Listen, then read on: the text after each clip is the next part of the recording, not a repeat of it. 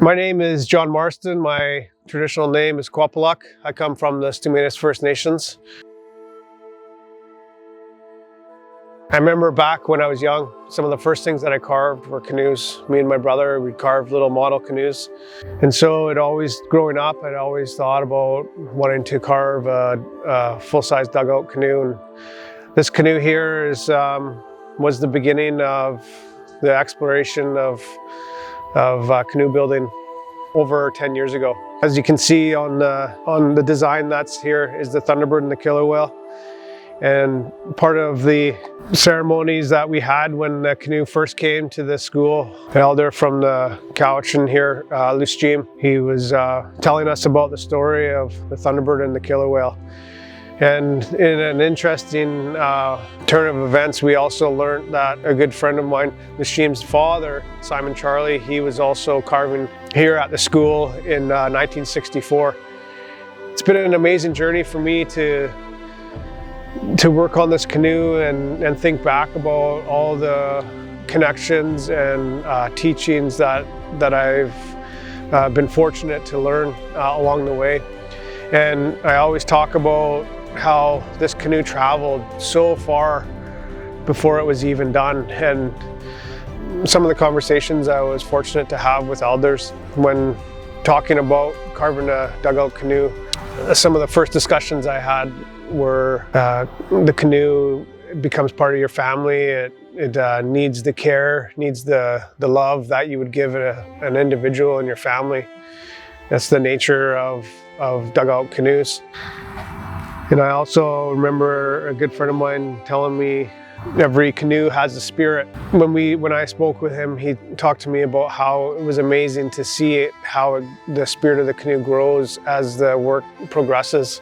As I sat there and listened to his experience, I wondered how that would affect me in the journey that I was doing with this canoe. And over time, I began to realize that I didn't need to worry about the teachings that I had to ensure that I was following, because the canoe was actually helping me and showing me the way things needed to be done properly. I'm looking forward to placing the canoe in a respectful way for all to see, so we can share in the story of canoe culture and also share in the stories of how life used to be for our ancestors once here on the coast.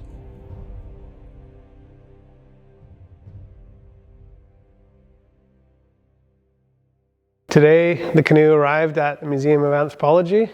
This has been given to the community of British Columbia to be able to share in the story of the creation of this canoe, to share in the culture of canoe life, and to share in the history of our people.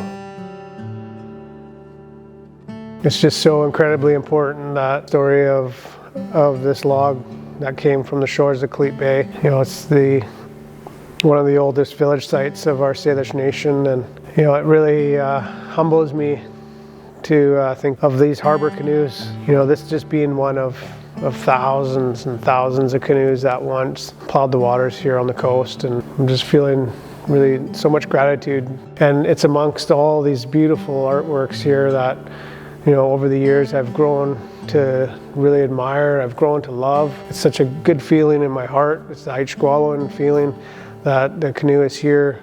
I just raise my hands to everyone that's helped in this project since the beginning. So, Qap'u'luq.